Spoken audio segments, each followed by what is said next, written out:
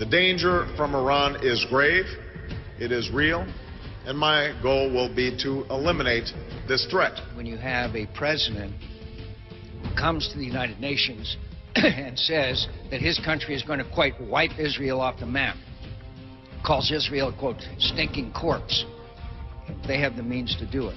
We will never allow a second Holocaust.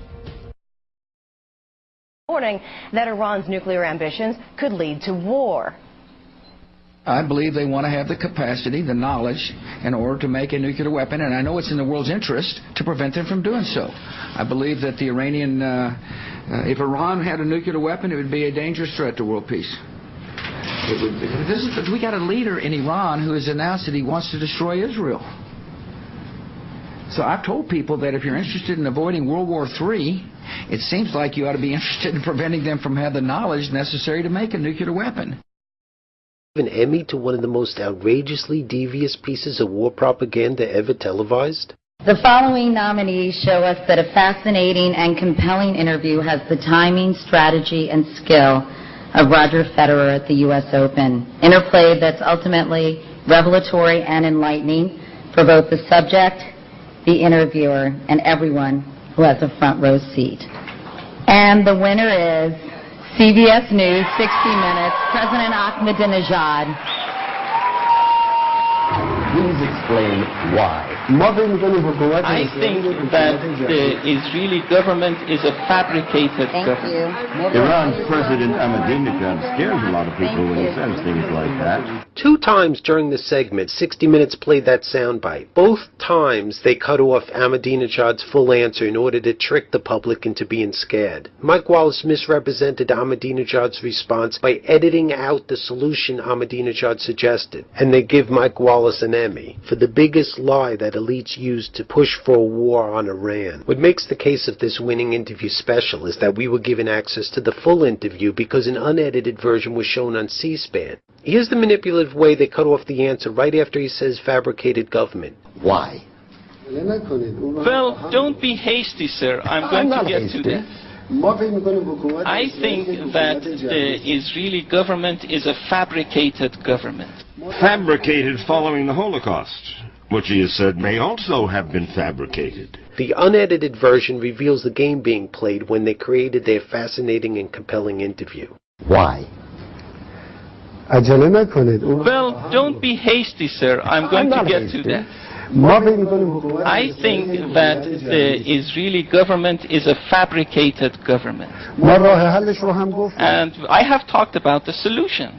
The solution is democracy. We have said, allow Palestinian people to participate in a free and fair referendum to express their views.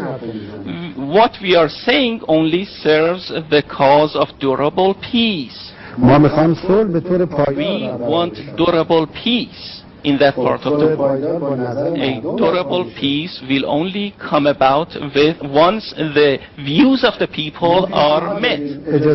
So we said that allow the people of Palestine to participate in a referendum to choose their desired government. And of course for the war to come to an end as well. Why are they refusing to allow this to go ahead? Even the Palestinian administration and government, which has been elected by the people, is being attacked on a daily basis. And its high-ranking officials are assassinated and arrested. Yesterday, the Speaker of the Palestinian Parliament was arrested, elected by the people, mind you. So how long can this go on? We believe that this problem has to be dealt with fundamentally. I believe that the American government is blindly supporting this government of occupation. It should lift its support, allow the people to participate in free and fair elections. Whatever happens, let it be. We will accept and go along. As a result of that interview to begin with, he became a world important figure. Well,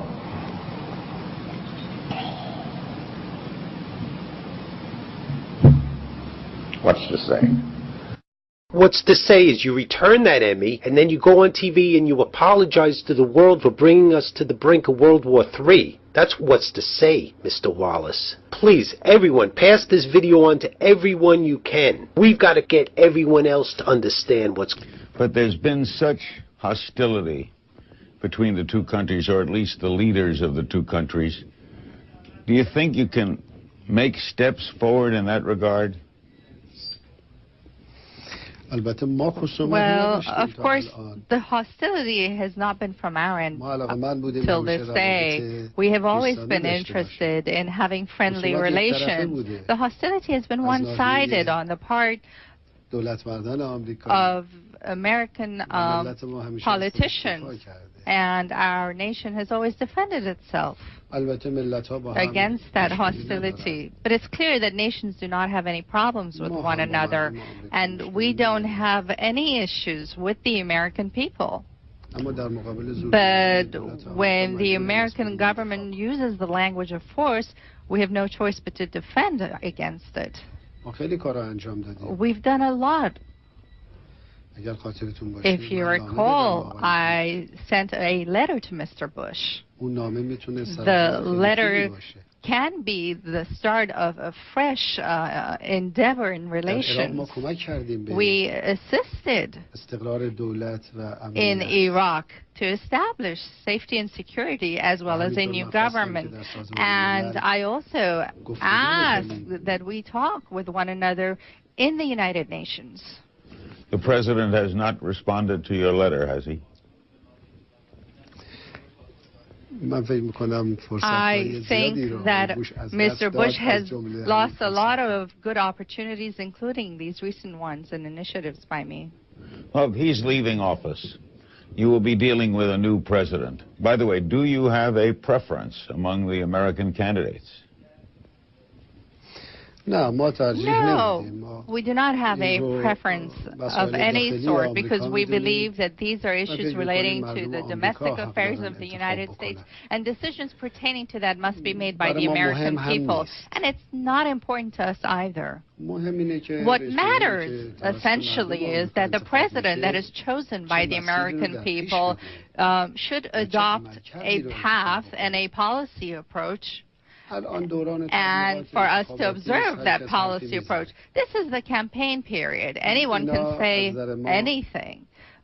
So we disregard that. What matters is that once someone is in office, we have to watch and see if that person will bring about some changes in policy or continue the same old path. I think that's more important than who is actually voted into office. Why do you think Bush, McCain, Obama, why don't they want to talk to you?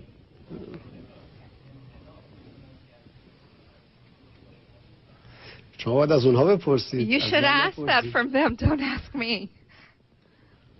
Well, you're regarded as...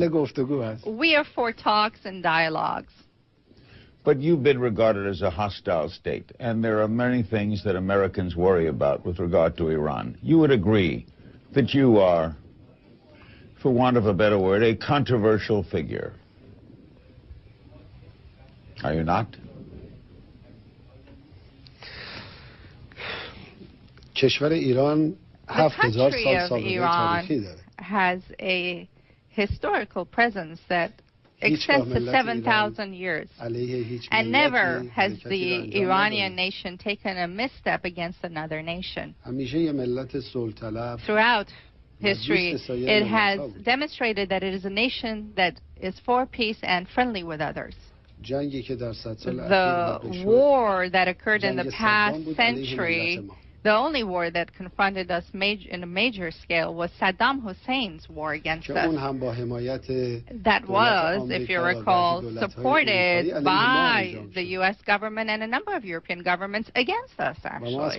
And what we did was defend ourselves innocently.